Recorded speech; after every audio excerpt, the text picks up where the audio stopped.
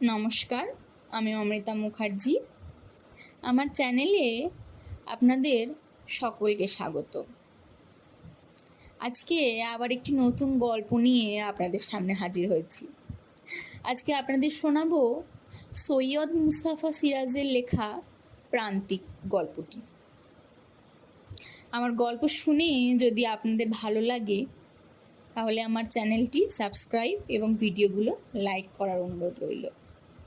তাহলে চলুন শুরু করা যাক আজকের গল্প। দেশ বিভাগের অল্প কিছুদিন পরের ঘটনা। তখনও এদেশে ওদেশে যাওয়া আসায় পাসপোর্টের ব্যবহার বা কোনো কড়াকড়ি ছিল না। খুলনা থেকে ছোট মামা লিখেছিলেন, রুনুকে অবশ্য করে পাঠাবে একবার। ও তো বেশ কয়েকবার এসেছে এখানে, পথঘাট ভালোই চেনে। ও এলে তবে ওর সঙ্গে আমার যাওয়া সম্ভব হবে। সঙ্গে মোটঘাট অল্প কিছু থাকবে। বুড়ো মানুষ একা সব সামলাতে পারবো না। ছোট মামা পুনশ্চ দিয়ে ফের লিখেছিলেন, আমি এ বয়সে আর এই পাণ্ডববর্জিত জায়গায় থাকবার কোনো অর্থ খুঁজে পাই না। তোমরা সবাই চলে গেলে, কেবল আমি পড়ে রইলুম। অবশ্য এর জন্য তোমরা দায়ী নও। ভেবেছিলুম পিতৃপুরুষের বাস্তুভিটে ত্যাগ করে কোথাও যাব না, কিন্তু এখন বড় একা লাগে, মনে জোর পাই না। সুতরাং চিঠি পেয়ে বাবা খুব একচোট হাসলেন। মাকে বললেন, তোমার দাদাটি যে বেজায় ফাপড়ে পড়েছেন, এবার উদ্ধার করে নিয়ে এসো গে। মা বললেন, তুমি তো হাসবেই। তখন অমন করে বললুম, তুমি নিজে একবার যাও, ভালো মন্দ কিছু একটা হয়ে গেলে কে দেখে? বৌদি বেঁচে থাকলে কি এ বয়সে ওর এত কষ্ট হতো না? তোমাকে লিখতেন। বাবা রেগে গেলেন তৎক্ষণাৎ। বাহ, ধনসম্পত্তির মায়া কাটিয়ে উনিই তো আসতে চাননি এতদিন, আমার দোষ দিচ্ছ কেন? রুনুকে কতবার আমি পাঠালুম, উনিই আসতে চাইলেন না। কথা কাটাকাটি আরও কিছুক্ষণ চলল, কিন্তু আমি হইচই বাঁধিয়ে বসলুম। বললুম, বাবা আমি চললুম। বাবা চোখ পাকিয়ে বললেন, চললুম মানে? রামপাল কি এখানে, সুন্দরবনের কাছে? চললুম বললেই হলো? আমাকে ভাবতে দে। ছেলে মানুষ, পথে ঘাটে আজকাল কত আপদ বিপদ ঘটছে। মা জোর পেয়ে বললেন, রুনু তো তোমার মতো আলসে ঘর কোনো নয়। বেশ, তুমি যদি ওকে না পাঠাও আমি পাঠাচ্ছি। এই রুনু, শোন, এদিকে আয়। বাবা ধমকালেন, খবরদার রুনু, যেতে হয় আমি যাব, তুই থাম। মা এসে হাত ধরে বললেন, না, রুনু যাবে। দোটানায় পড়ে ঘামতে লাগলুম। জানতুম বাবা এইবার বলবেন। পরশুরাম পিতৃআজ্ঞায় মাতৃহত্যা করেছিলেন। শ্রীরামচন্দ্র পিতৃআজ্ঞায় 14 বছর বনবাসে গিয়েছিলেন। আর তুই কুপুত্র রুনু? কিন্তু শেষ অবধি দেখা গেল উনি আরামকে দ্বারায় শরীর এলিয়ে চোখ বুজে বললেন, শীতের সময় জামা কাপড় ঠিক মতো যা যা লাগে সঙ্গে নিবি। ও তো কলকাতার শীত নয়, সুন্দরবনের নদীর আশেপাশে যে শীত পড়ে, তাতে রয়্যাল বেঙ্গল টাইগারগুলো বন ছেড়ে গেরস্ত বাড়ির উনুনে আগুন পোয়াতে আসে। সাবধান। মাঝে আমাকে ছোট মামার ন্যাওটা হয়ে থাকতে বলেন, তার কারণ আমি জানতুম। ছোট মামার প্রচুর ধনসম্পত্তি, একা মানুষ, তাতে পরম বৈষ্ণব। সপাকে আহার করেন, অহরহ মন্ত্রজপ আর হরিনাম শুনে ক্রন্দনও কম করেন না। বাবা ঘোর শাক্ত। ছোট শালক তার চেয়ে বয়সে বড়, তবু দেখেছি তাকে সামনাসামনি ফোঁটা তিলকধারী বেড়াল তপস্বী বলতেও মুখে বাঁধে না। তাই স্পষ্ট বুঝতে পারলুম বাবাকে এড়িয়ে বাবার পুত্র অর্থাৎ রুনুকেই বেশ আমল দিতে চাইতেন ছোট মামা। দরকার হলে আমাকেই যেতে লিখতেন। খুলনার দক্ষিণে সুন্দরবন, রামপাল সেখান থেকে মোটে 3 মাইল দূরে। মুংলি নদীর ধারে বেশ ছোটোখাটো বাজার জায়গা, নদীও বড়। মাইলটা গিয়ে আরও চওড়া একটা নদী পরশের সঙ্গে মিশেছে। পরশের ওপারেই আসলে সুন্দরবনের আরম্ভ।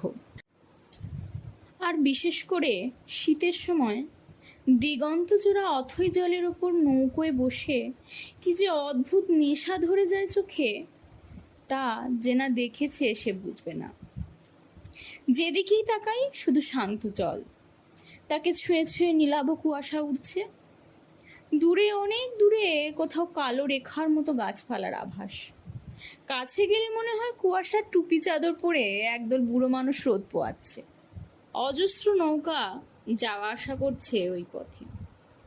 জেলে যাচ্ছে মাছ ধরতে, কাঠের সন্ধানে চলেছে গ্রাম্য কাঠুরিয়ারা। গ্রীষ্মে মৌমাছির মধু সংগ্রহে যায় বাওয়ালিরা। সব মিলিয়ে একটা প্রাণ চঞ্চলতা আছে। কিন্তু অথই জলের জগতে কুয়াশার ধূসরতা আর রোদের ইন্দ্রজালে যে অপরূপ প্রশান্তি, তাতে কোনো শব্দই বলে মনে হয় না। আকাশে পাখি ঝাঁ করে, পাখি ডাকে। আমার মনও ওদের সঙ্গে ডানা মেলে দিয়েছে। একটা স্বপ্নের মতো সেই মধুর স্মৃতি আমাকে আচ্ছন্ন করত। তাই ফের যাবার সুযোগ এলো বলে ঝাঁপিয়ে পড়লুম একেবারে। ছোট মামা পরদিনই আমার সঙ্গে চলে আসবার সাজগোজ শুরু করে দিলেন। জমি জমা ইতিমধ্যেই বিক্রি করে ফেলেছেন, ধান চালের ব্যবসা গুটিয়ে দিয়েছেন। শুধু বাস্তু ভিটেটার কিনারা করতে পারেননি তখনও, দামে পোষায়নি। বললেন আর একবার এসে ব্যবস্থা করে যাবে। একজন বিশ্বাসী লোককে দেখাশোনার ভার দিয়ে যাচ্ছি। বেশ বুঝলাম, ছোট মামার সঙ্গে অনেক টাকা রয়েছে। আমার একটু ভয় করছিল। এদেশে জলপথে প্রায় ডাকাতি হয়, পথে কোনো বিপদ ঘটবে কি না কে জানে। কিন্তু দেখলুম ছোট মামা সেটা আমার চেয়ে বিলক্ষণ বেশি জানেন। চাপা গলায় বললেন, এখান থেকে সরাসরি খুলনা অবধি গয়না নৌকোয় যায়, ওতে বিপদের ভয় আছে। ডাকাতরা অনেক সময় যাত্রী সেজে নৌকোয় আগাম চেপে বসে থাকে। আমি বললুম, তাহলে যাবেন কিসে? ছোট মামা ফিক করে হেসে বললেন, সে ব্যবস্থা করে রেখেছি, কিছু ভাবিস নি। ব্যবস্থাটা পরে দেখে মনে মনে মামার বুদ্ধির প্রশংসা করলুম। স্থানীয় কাঠগোলায় এক মুসলিম ব্যবসায়ী মামার বন্ধু। তার একটি সুন্দর 3 কামরার পানসি নৌকো আছে। ভদ্রলোক তার 2 ছেলেকে সঙ্গে নিয়ে খুলনা শহরে কোনো আত্মীয় বাড়ি যাচ্ছেন বেড়াতে। ছেলে দুটি আমারই সমবয়সী প্রায়, ফরিদ ও শহীদ তাদের নাম। দুজনেই বাগেরহাট কলেজে পড়ে, একজন ফার্স্ট ইয়ার, অন্যজন সেকেন্ড ইয়ার। শহীদ বড়, ফরিদ তার বছরখানেকের ছোট, কিন্তু দুটিতে বেশ ভাব। আমার সঙ্গেও ভাব হতে দেরি হলো না অবশ্য। বিকেলে আমরা ছোট নৌকোয় অনেক দূর ঘুরে এলাম। ওরা সুন্দরবনের অনেক গল্প শোনালো। ফরিদ বলল, একবার পানশির ছাদ থেকে খালের পাশে একটা বাঘ দেখেছিল, তার মাথাটা ঢাকের মতো বড়। শহীদ বলল, গত বছর একটা সাপ মেরেছিলাম বন্দুকে, 10 ফুট লম্বা, চওড়ায় ঢেকির মতো, গাছের ডালে বেদ দিয়েছিল। বললুম, বারে, তুমি বন্দুক ছুটতে পারো বুঝি? শহীদ বলল, হ্যাঁ, আমাদের বন্দুক আছে, আজই দেখতে পাবে সেটা। তুমি বন্দুক ছুটতে পারো না? বললুম, না, তবে দেখিয়ে দিলে শিখতে কতক্ষণ। শহীদ বলল, ঠিক আছে, পথে যেতে যেতে শিখিয়ে দেব, দেখবে কি মজা। এ অঞ্চলে নদীতে দুবেলা জোয়ার ভাটা বয়। সকালে দেখি নদীর জল বেড়ে কানায় কানায় ভর্তি, কদিন থেকে উত্তরে স্রোত বইছে। দুপুরে আবার দেখি সেই জল নদীর বুকে নেমে গেছে। দুদিকে পচা পাঁক থকথক করছে, আর জলের স্রোত একেবারে উল্টো, উত্তর থেকে দক্ষিণে। কি তীব্র স্রোত! তবে সাঁতার কাটা যাবে না কিন্তু। নদীতে কুমির আর কামট মাছের ভীষণ উপদ্রব। কামট হাঙরের গড়ন একরকম মাছই বটে, কিন্তু দাঁত করাতে চেয়েও ধারালো। নিঃশব্দে জলের নিচে কট করে হাঁটু থেকে কেটে নিতে ওস্তাদ। ভয়ে কেউ নদীতে নামে না। সন্ধ্যায় জোয়ারে আমাদের যাত্রা শুরু হলো। নৌকোটা বেশ বড়, সাদা রং, শ্বেত ময়ূরপঙ্খী যাকে বলে। ছোট মামা হালের দিকে অর্থাৎ পিছনের ছোট কামরাটা বেছে নিলেন। ধার্মিক মানুষ, তার ছোঁয়াছুঁয়ির বড্ড বাতিক। তবে কামরাটা এত ছোট যে মাথা ঠেকে যায় বসে থাকলেও, কোনো রকমে শোয়া যায় মাত্র। দুপাশে দুটি গরাদবিহীন জানলা, শীতের ভয়ে ঠেলে বন্ধ করা। ছোট মামার মাথায় পুরু পশমি হনুমান টুপি, গায়ে একটা তেমনি পুরু মস্ত ওভারকোট, তার উপর একটা ভারী র্যাগও চড়ানো, পায়ে গরম মোজা, হাতে দস্তানাও পড়েছেন। ওই অবস্থায় গায়ে লেপ চাপালে ছোট মামাকে মনে হলো যেন আত্মগোপন করার জন্য পাতালে প্রবেশ করলেন। আমি অনুমান করেছিলুম টাকা পয়সাগুলো কোথায় রাখতে পারেন ছোট মামা, নাকি পেটের মধ্যে আত্মসাৎ করেছেন। ছোট দুহাত লম্বা দরজাটা আমি টেনে বন্ধ করে দিলুম। ছোট মামা শুয়ে শুয়ে মন্ত্র জপ করতে থাকলেন সম্ভবত। মধ্যের কামরাটা কিছুটা লম্বা চওড়া, তবে পাটাতন নেই। দুপাশে দুটি চওড়া বেঞ্চ, মধ্যিখানটা একেবারে নৌকোর খোলের মধ্যে নেমে গেছে। অবশ্য সেখানে দুখানা তক্তা পাটাতনের কাজ করছিল। আমাদের সবার সমস্যার সমাধান করতে হলো। এক পাশের বেঞ্চে শুলো শহীদ, অন্য পাশটায় আমি। ফরিদ মোটা সোটা গোলুমলু আলুর পুতুলটি। সে বলল, আমি নিচেই তোমাদের মাঝখানে বিছানা পাতলুম। দাঁড়ের দিকের ঘরখানায় ফরিদের বাবা রয়েছেন, সঙ্গে কিছু জিনিসপত্র। তার কাছেই বন্দুকটা রয়েছে। বললেন, ঘুমিয়ে পড়ো সব, সকালে পৌঁছে যাব। নৌকায় 3 জন মাঝি, 2 জন দাঁড়ে, 1 জন হালে। হালের লোকটি বসে বসে হুঁকো খাচ্ছিল। তার একটানা গুড়গুড় শব্দ কানে আসছিল। বাইরে চাঁদের আলো, কুয়াশা জমেছে নদীর আকাশে। সব একাকার হয়ে গেছে কুয়াশায়। আর অমন হাড় কাঁপানো শীত আমি জীবনেও টের পাইনি। গল্পগুজব করতে করতে কখন ঘুমিয়ে পড়েছি। তারপর ঘুমের ঘোরে কানে আসছিল দূরে কোনো নৌকোর মাঝি ভাটিয়ালি গান ধরেছে শীতের রাতে। ভারী সুন্দর লাগে। জোয়ারের স্রোতে নৌকো নিঃশব্দে চলছে, কেবল একটা শোষ শব্দ শুধু। কি একটা স্বপ্ন দেখছিলাম যেন। শহীদ একটা রয়্যাল বেঙ্গল টাইগার মেরেছে, সেই বাঘটা হঠাৎ জীবন্ত হয়ে দৌড়ে আসছে। সর্বনাশ, বড় বড় লাল ভাঁটার মতো চোখ। উফ, গেছি রে বাবা। এইরকম একটা আচমকা আওয়াজ, আর সঙ্গে সঙ্গে কি ঘটলো বুঝতে পারলুম না। পরক্ষণেই গো গো করে কে গেঙিয়ে উঠল। তারপর ধুরমুর করে অস্পষ্ট জাপটা জাপটি করছে কারা। নৌকোটা বেজায় দুলে উঠেছে। সঙ্গে সঙ্গে আমিও পড়েছি নিচে। আর তক্ষুনি গাঁক করে ফের আওয়াজ। তারপর, ওরে বাপরে, মেরে ফেললো রে। কয়েক মুহূর্তের মধ্যে একটা হট্টগোল শুরু হয়ে গেছে আচমকা। সে হট্টগোলের তুলনা নেই। মাঝিরা একসঙ্গে বিকট চিৎকারে চেঁচাচ্ছে। শহীদের বাবা বন্দুক ছুটছেন গুড়ুম গুড়ুম করে। তিনিও চেঁচাচ্ছেন, মার মার। কখনো বলছেন, বাঁচাও বাঁচাও। ফের বন্দুকের শব্দ। নিচে খোলের মধ্যে পড়েছি তাহলে। মোটকা ফরিদ বেচারির পেটের ওপর একেবারে। আলোটাও ছাই কখন নিভে গিয়েছে, কিন্তু অন্ধকারে আমরা যেন মল্লযুদ্ধ করছি পরস্পর। লেপে কম্বলে জড়িয়ে গেছি ফরিদের সঙ্গে।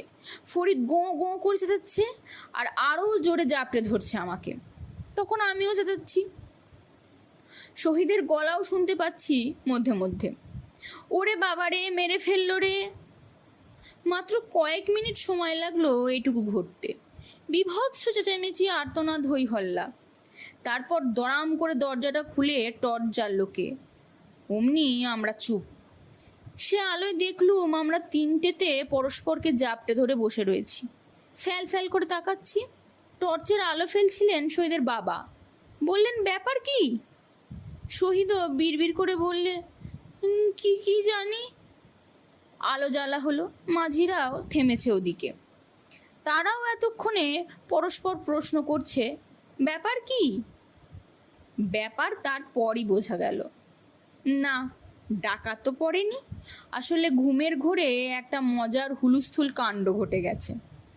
বোধ করি নৌকাটা পাড় ঘেঁষে যেতে যেতে কিভাবে ধাক্কা লেগেছে, তার ফলে শহীদ বেঞ্চের বিছানা থেকে মুটকা ফরিদের পেটে পড়েছে।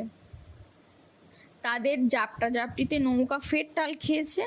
তখন আমিও পড়েছি আর এক দফা, এবং মাঝিরা ঢুলুনির মধ্যে আমাদের আচমকা চেঁচামেচি শুনে আর নৌকো টলতে দেখে ডাকাত পড়ার কথা অনুমান করেছে।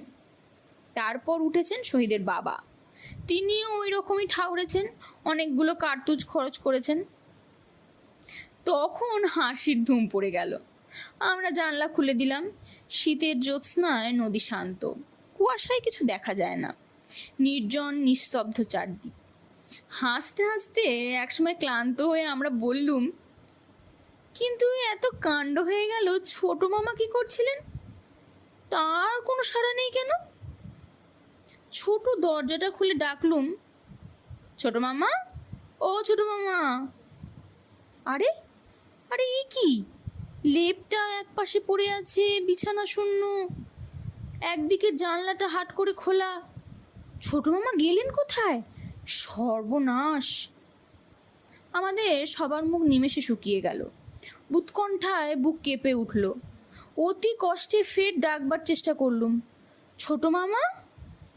মুটকা ফরিদ ভয়ে হাউমাউ করে কেঁদে ফেলল। কোনো সাড়া নেই। পলকে আমরা ব্যাপারটা অনুমান করে নিলাম, তাহলে নৌকা টাল খেয়ে শহীদ ফরিদের উপর পড়েছে। এর আগে নিশ্চয়ই কিছু ঘটেছিল, নৌকো পাড়ে ধাক্কা লাগেনি। মাঝি বলল, আমি তো জেগেই ছিল, ধাক্কা লাগবে কেন? কিন্তু নৌকা টলেছিল, এটা ঠিকই টলেছিল। তার কারণ, হ্যাঁ ঠিক তাই, বোধ করি কুমির ওত পেতেছিল পাড়ের ঝোপে, ভেসে এসে জানলাটায় ধাক্কা দিয়েছে। জানলাটা সম্ভবত ঠেস দেওয়া ছিল মাত্র। তখন ভিতরে ঢুকে ঘুমন্ত ছোট মামাকে মুখে করে নিয়ে টুপ করে জলে ডুবে গিয়েছে। তাই নৌকাটা টাল খেয়েছিল। তখন শহীদ বেঞ্চ থেকে পড়ে গিয়েছে। আমাদের কাঁপুনি এলো। শহীদের বাবা ছুটে পানশির ছাদে উঠলেন। সম্ভবত তার ধারণা কুমিরের সঙ্গে ছোট মামা জলের মধ্যে এখনো জুঝছেন। তাই তিনি কাঁপানো স্বরে ডাকলেন, ছোটবাবু, ও ছোটবাবু। আমি বেরিয়ে কাঁদো কাঁদো স্বরে ডাকলুম, ছোট মামা, ও ছোট মামা। আমরা সকলেই ডাকতে শুরু করেছিলাম। ফের একবার যেই ডেকেছি, অমনি মনে হলো নৌকার পাশে ক্ষীণ কণ্ঠে সাড়া এলো, এই যে আমি। টর্চের আলো পড়তে থাকলো নৌকোর চারপাশে ঘুরে। আমি ব্যাকুল কণ্ঠে বললুম, কই কোথায়? এই যে, আমাকে টেনে তোলো। ক্ষীণ দিন কণ্ঠস্বর। গলুইয়ের কাছে জানলার ঠিক নিচে ছোট মামার হনুমান টুপি পরা মুন্ডুটা দেখা গেল এতক্ষণে। আমরা সমস্বরে চেঁচালুম, পাওয়া গেছে, পাওয়া গেছে। অত বড় ওভারকোট, র্যাক, টুপি, মোজা, দস্তানা পরা বিরাট পুঁটুলির মতো ভেজা ছোট মামাকে চারজনে মিলে জল থেকে টেনে তুলতে নাকাল। ছোট মামা দাঁতে দাঁতে ঘষা খাচ্ছে, ঠোঁট কাঁপছে, ঠক ঠক করে, হিহি করে, হু হু করে তিনি কাঁপছিলেন। ভেজা পোশাক খুলে ফেলা হলো, আগুন জেলে তাপ দেওয়ার ব্যবস্থা করা হলো। তারপর বললুম, ওখানে গেলে কি করে ছোট মামা? ছোট মামা স্প্লান হেসে বললেন, ভেবেছিলুম ডাকাত পড়েছে। ডাকাত পড়েছে বলে ওই রকম করে জলের মধ্যে ঝুলে থাকে মানুষ? শহীদের বাবা বললেন, নদীতে কুমির কামড় রয়েছে, তাতে প্রচণ্ড শীত। ছোট মামা দীর্ঘশ্বাস ফেলে বললেন, নিজের প্রাণের জন্য ভাবি না, সঙ্গে পয়সা করি ছিল তো।